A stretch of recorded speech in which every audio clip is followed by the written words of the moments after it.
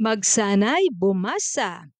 Pagbuo ng mga salita na mayroong tatlong pantig. Tara, tayo ay magbasa. Kalabaw, kalabaw. Kabibe, kabibe. Kabayo, kabayo. Kamote, kamote. Kariton, kariton.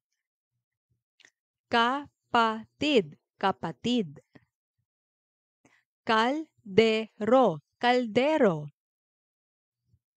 Kawali, kawali. Kabuti, kabuti. Kandila, kandila. Karayom, karayom.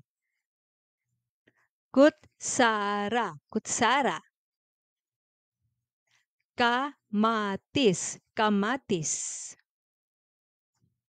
Kuneho, kuneho.